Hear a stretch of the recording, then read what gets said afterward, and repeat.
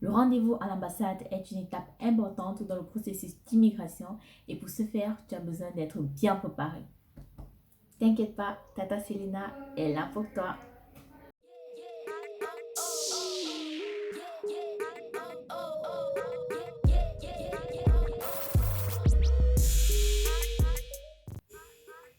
Allô, je suis Selena Diallo et bienvenue dans Connaître l'Allemagne.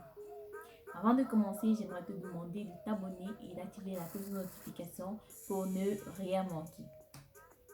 Aujourd'hui, on va parler de l'interview pour la demande de visa. Je tenais à préciser que l'interview pour la demande de visa pour la France, pour l'Allemagne, pour les États-Unis ou pour l'Angleterre est pratiquement le même.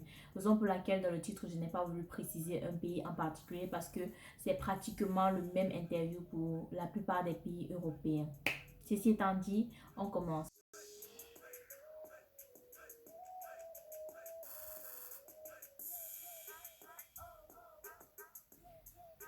Pour la préparation, tu dois observer 3 règles. La première, c'est d'avoir un mental de vainqueur. Avoir un mental de vainqueur, c'est tout d'abord éliminer toutes les pensées négatives qui viennent de toi ou des autres. Le je ne peux pas, c'est trop dur pour moi, non, je n'ai pas le niveau pour l'avoir. Tu dois complètement l'éliminer de ton cerveau, de tes pensées, parce que si l'ambassade, après étude de ton dossier, a décidé de te donner une chance de t'exprimer, c'est qu'ils ont vu en toi un potentiel. Un potentiel que peut-être tu ne vois pas encore, mais que tu as certainement. Avoir un moral de vainqueur, c'est aussi ne pas se soucier de la vie des autres. Les autres doivent être pour toi une source de motivation et pas une source de démotivation. Tu dois savoir trier les bons des mauvais conseils parce que, en fin de compte, tes objectifs, c'est toi la seule personne à savoir jusqu'où tu veux les atteindre, jusqu'à quel point tu veux les atteindre. Donc, définis clairement tes objectifs et donne-toi les moyens de les atteindre. Dis-toi c'est quoi en fait ce qui me reste encore à faire pour atteindre mes objectifs et ne laisse pas les autres t'influencer et te dire que tu n'es pas capable de les avoir, de les atteindre parce que toi seul tu sais jusqu'où tu es capable d'aller.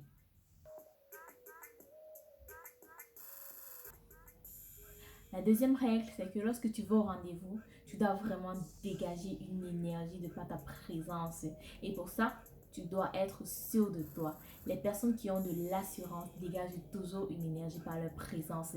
On a envie de les écouter, de les suivre, de découvrir leur jardin secret. Et c'est exactement ce que tu dois faire. Quand tu dois t'asseoir sur ce siège, tu dois captiver l'attention de ton interlocuteur. Il ne doit avoir Dieu que pour toi. Je ne dis pas que tu dois porter un habit avec plein de bling un peu de partout. Ouais. Non, non, non. Je dis juste que tu dois te confectionner un mental d'acier de telle sorte à ce que ça se ressente de par ton énergie corporelle. T'inquiète pas, moi je te fais confiance. Je sais que tu peux y arriver. La troisième règle, c'est de maîtriser son dossier. Tout ça, c'est bien d'avoir de la prestance, de l'allure, de l'aisance. Mais si tu ne maîtrises pas ton dossier, c'est nul. Je te prends un exemple, d'accord? Tu es dans un restaurant, tu es là assise à ta table toute seule, tu sirotes ton café et subitement tu vois un mec là venir de l'autre côté, il se lève de sa table et il avance vers toi. La façon dont il fait, quand il marche, quand il te regarde, tu sens que le gars il vient pour te draguer. Et en ce moment, toi tu l'analyses de la tête aux pieds, tu regardes, tu dis que merde, il est pas mal.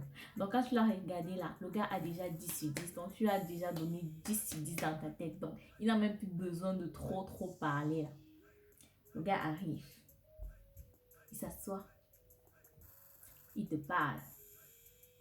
Et là, le gars aligne les erreurs de conjugaison. Il ne sait même pas quand il faut dire le, la, lui. Bref, c'est l'horreur quoi. Il mélange tout. Et toi, tu es là.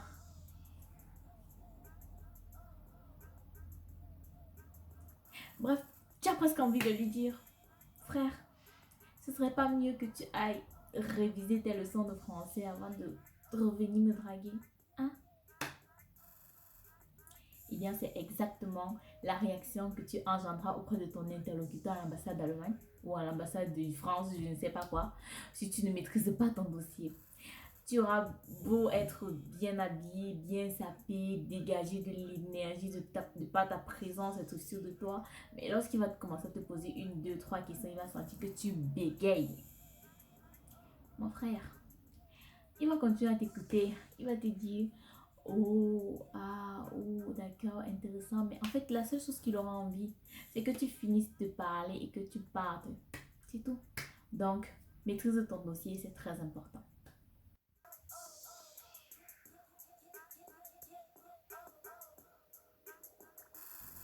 Donc, là, on est sur l'interview proprement dit et je vous dirai quelles sont les différentes questions qui sont susceptibles de vous être posées lors de cette interview.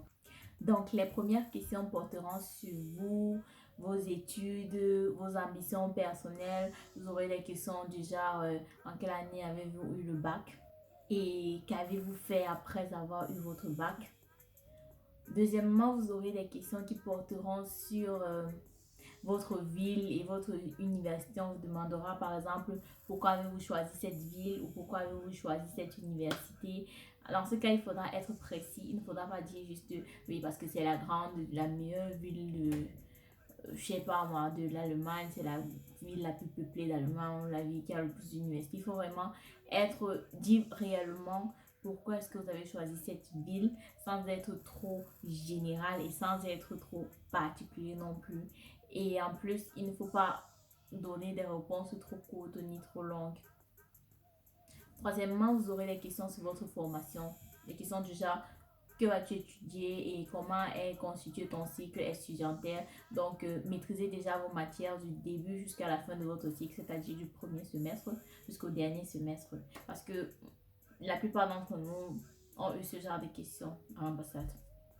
Quatrièmement, vous aurez des questions sur le financement de vos études. On vous demandera comment comptes-tu financer tes études, si c'est avec une bourse ou si c'est avec un compte bloqué ou si ce sont tes parents qui vont te payer les études. Mais ne surtout pas dire que vous allez vous payer vos études vous-même. Ne surtout pas dire que vous allez jobber pendant vos périodes de cours pour vous payer les études. Parce que sinon, ça voudrait dire que vous n'avez pas assez de financement pour vous payer les études. Donc, peut-être vous n'allez même pas terminer votre cycle parce que peut-être en fréquentant et en jobbant, vous aurez des difficultés à terminer votre cycle.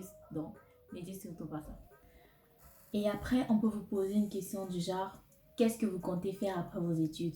Est-ce que vous comptez retourner dans votre pays ou est-ce que vous comptez rester en Allemagne par exemple? Beaucoup de personnes prennent cette question comme une question piège, mais moi je dis non, ce n'est pas une question piège. Par exemple, ma soeur a cette question, elle a dit, moi après mes études, tu comptes rester en Allemagne et y travailler, je ne compte pas retourner dans mon pays.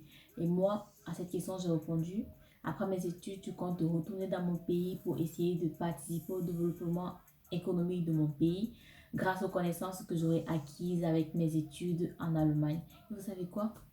Eh bien, on a toutes les deux eu le visa. Comme pour vous dire qu'il n'y a pas de bonne ou de mauvaise réponse à cette question, il y a juste de bons ou de mauvais candidats. N'essayez pas de tricher les réponses de vos grands frères qui sont passés il y a 2 ans, il y a 3 ans, il y a 4 ans. Parce que, en fin de compte, c'est vous qu'on veut connaître. C'est vos objectifs. Qu'est-ce que vous voulez faire en Allemagne? C'est ça qu'on veut connaître. On ne veut pas savoir ce que votre grand frère, il y a 4 ans, il y a 5 ans, il a dit. Parce que ça, c'était votre grand frère. Ça, ce n'était pas vous. Donc, essayez vraiment d'être spontane, comme on dit en allemand, d'être spontané, de donner les réponses qui viennent vraiment de vous. Arrêtez de tricher les réponses que vous avez entendues ça et là et d'aller les dire là-bas parce que la personne, après avoir dit ces réponses-là, elle a eu le visa. Parce que vous pouvez très bien donner ces réponses-là et avoir un refus de visa. Donc, vraiment, essayez d'être vous-même et arrêtez de tricher. Arrêtons la tricherie. 2020, arrêtons la tricherie, s'il vous plaît. Donc, j'espère que je vous aurai aidé avec ma vidéo. Likez, abonnez-vous, partagez. Il ne me reste plus qu'à souhaiter bonne chance à ceux qui auront un rendez-vous dans les jours à venir. Portez-vous bien. Je vous fais de gros bisous et je vous dis à très bientôt. Ciao.